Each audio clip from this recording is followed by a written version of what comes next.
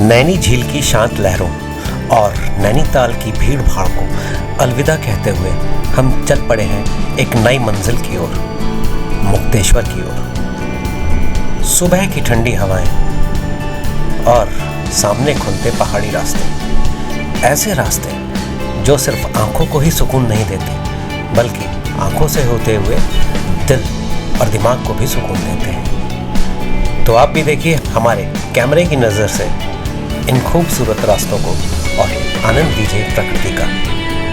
तो बने रहिए हमारे साथ।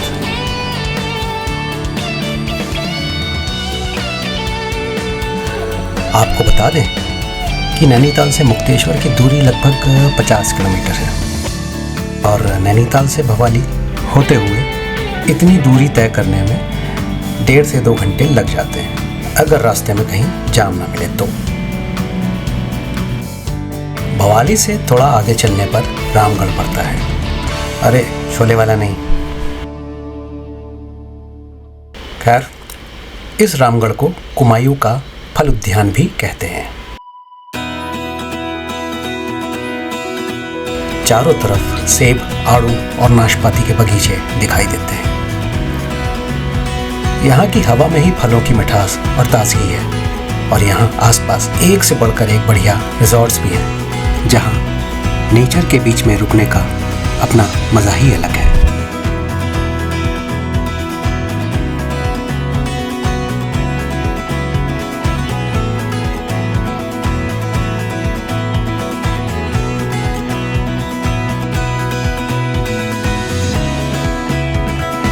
जैसे जैसे हम आगे बढ़ रहे थे, पहाड़ों की विस्तृत श्रृंखलाएं भी दिखने लगी थी। सड़क हमें देवदार और चीड़ के घने जंगलों के बीच में से ले जा रही थी। ये हरियाली, ये शांति, ऐसा लग रहा था कि प्रकृति हमें गले लगा रही हो।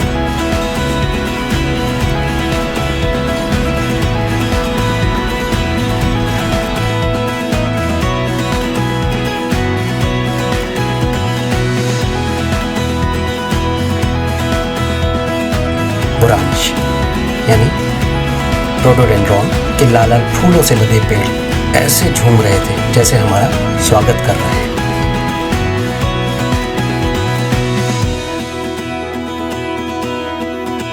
रास्ते ऐसे थे कि ना ही समय का पता लग रहा था और ना ही दूरी का। कभी एकदम से हम घने पेड़ों के बीच में आ जाते थे और कभी एक तरफ गहरी खाई और पहाड़ों के बीच में।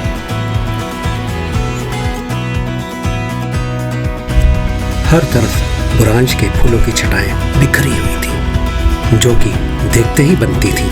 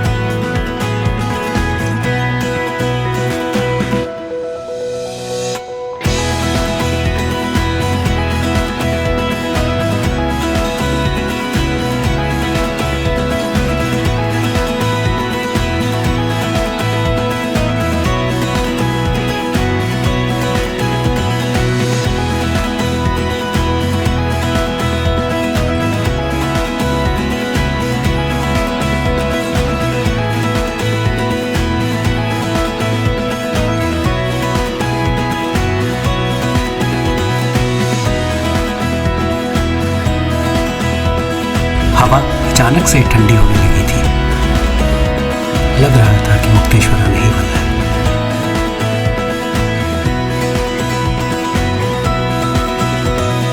रास्ते में हमें सेब और नाशपाती के बगीचे फिर से दिखे।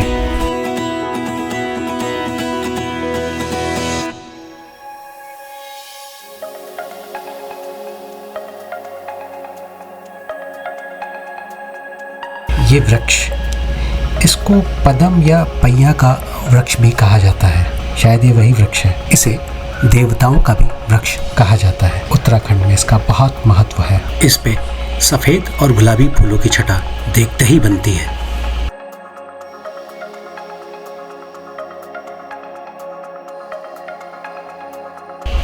कुछ देर रुकने के बाद हम लोग फिर आगे बढ़ चले।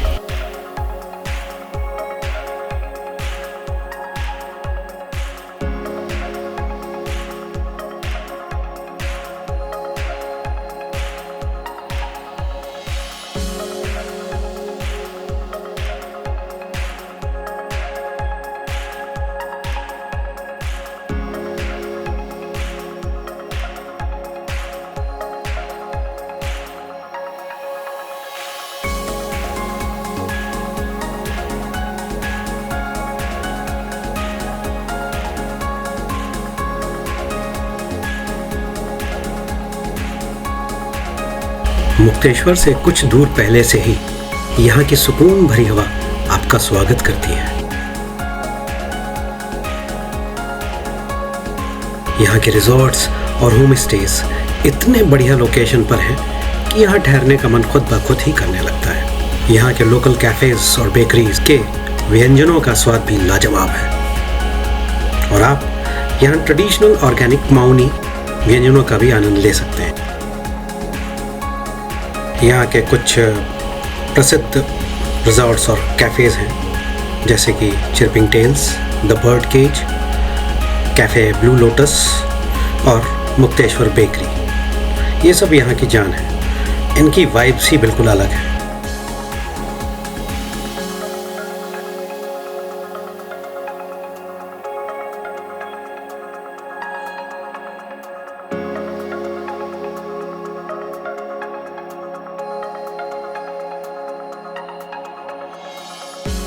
बस अब हमारी मंजिल दूर नहीं थी, ऐसा लग रहा था।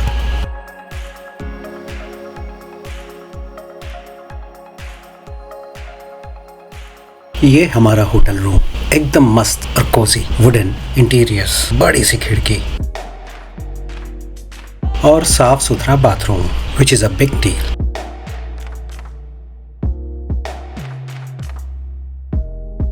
साथ में कंफी बेड भी।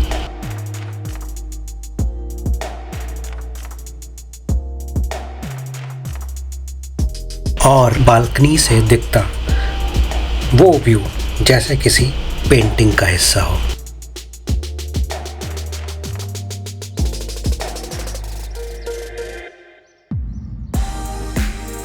हमने कमरे में बैठकर ज्यादा समय बर्बाद नहीं किया और निकल पड़े, क्योंकि मुक्तेश्वर एक्सप्लोर भी तो करना था ना।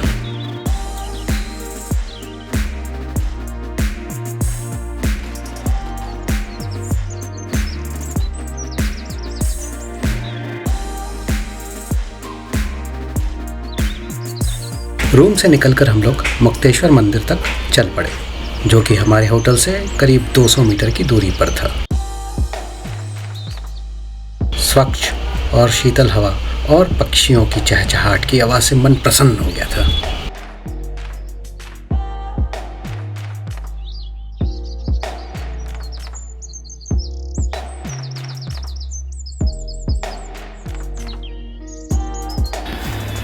लिखा है गेट के सामने गाड़ी ना खड़ी करें, और ये देखिए इन्होंने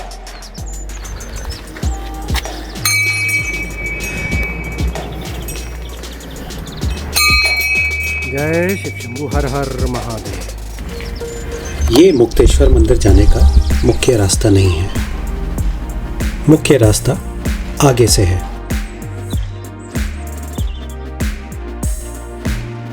मुक्तेश्वर धाम मुक्तेश्वर के सबसे ऊंचे स्थान पर स्थित है, जो लगभग 2171 मीटर या 7500 फीट की ऊंचाई पर है। कहा जाता है यहाँ भगवान शिव ने एक भयंकर राक्षस का वध करके उसे मोक्ष यानी मुक्ति प्रदान करी थी, जिसके कारण यहाँ का नाम मुक्तेश्वर पड़ा। माना जाता है यह मंदिर लगभग 350 साल पुराना है और स्थानीय लोगों और कुमायूं क्षेत्र के श्रद्धालुओं के अलावा पर्यटकों के लिए भी एक महत्वपूर्ण तीर्थ स्थान है।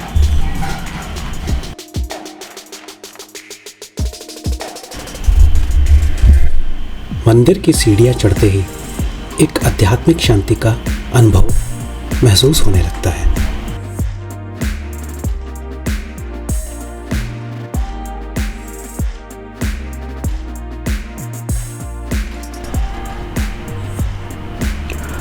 बहुत ज़्यादा भीड़ नहीं थी, इसलिए अच्छे से दर्शन हो गए।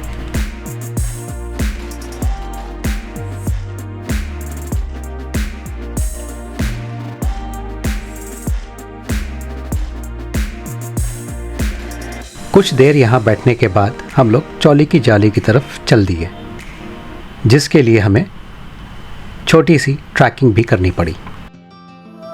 ट्रैकिंग का रास्ता बहुत ही सुंदर था।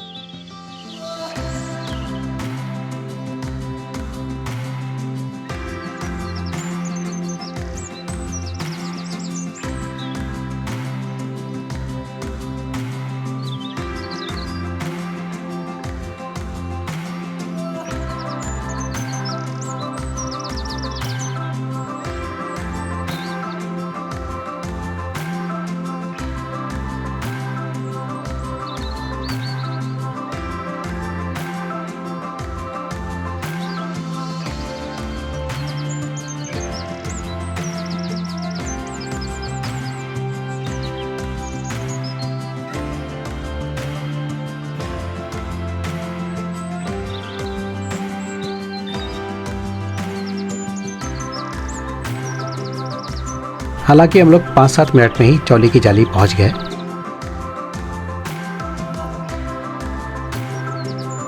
चौली की जाली से घाटी, हिमालय की चोटियां और खेतों का दृश्य बेहद आकर्षक लगता है।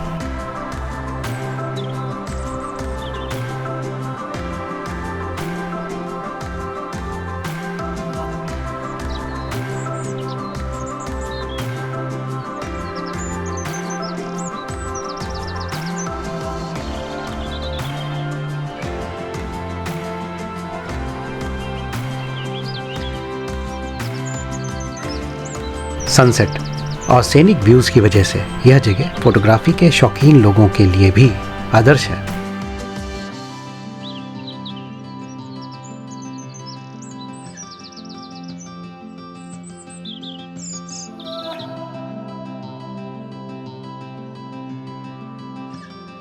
यहाँ चट्टानों की संरचना बिल्कुल अलग है। थोड़ी देर यहाँ बैठने के बाद हम लोग अपने होटल के 0 पॉइंट पर आ गए।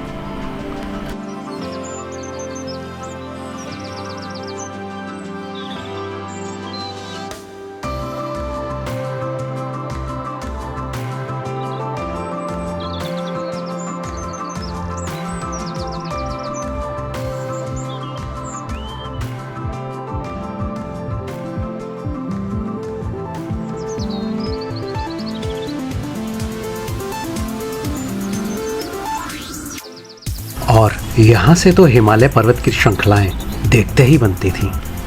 हालांकि धुंध की वजह से चोटियाँ इतनी साफ नहीं दिख रही थीं, लेकिन जो भी दृश्य दिख रहा था उससे मन प्रफुल्लित हो गया।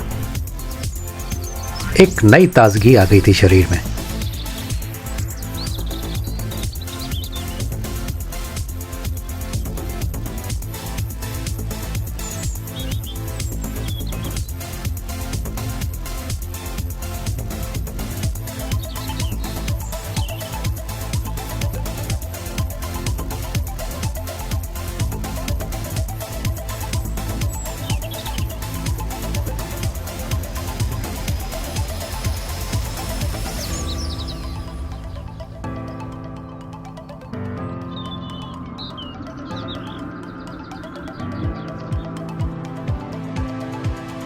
सोचा कुछ फ़ोटो ही शूट कर ली जाए इन पलों को यादगार बनाने के लिए।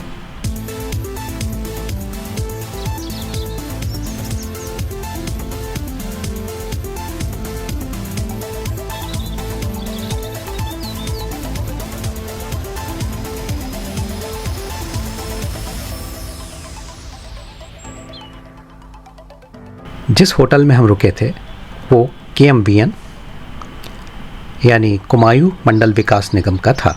KMVN उत्तराखंड सरकार द्वारा संचालित एक संगठन है जो कुमायूं और गढ़वाल क्षेत्र में पर्यटन विकास और सुविधाएं प्रदान करता है। हाँ, गढ़वाल क्षेत्र में यह GMVN कहलाता है। इनके होटल्स और रिजॉर्ट्स उत्तराखंड की प्राइम लोकेशंस पर होते हैं और इनके खाने का तो जवाब ही नहीं। खैर, लग रहा था कि बस उन हिमालय की चोटियों को देखते ही रहूं जो कि धुंध में छिपती जा रही थी। हम लोग यहाँ काफ़ी देर तक बैठे रहे। शाम भी हो गई थी। सनसेट देखने के लिए लोगों की भीड़ भी पड़ गई थी। देखते ही देखते सूरज कब ढल गया पता ही नहीं चला, और इसके साथ ही हिमालय पर्वत श्रृंखलाओं को देखने की हमारी उम्मीदें भी ढलने लगी। ऐसा लग रहा था कि अगले दिन भी मौसम और धुंध हमें मायूस करेगी।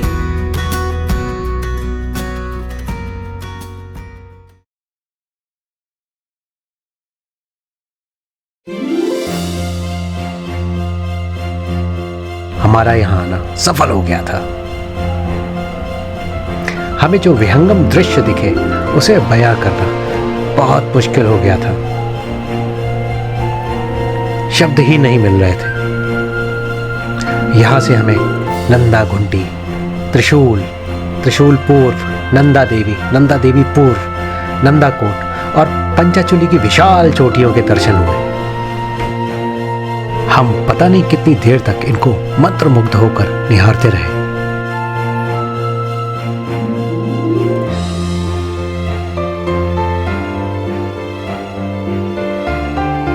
और फिर निकल पड़े अपने अगले गंतव्य की ओर, बिनसर की ओर।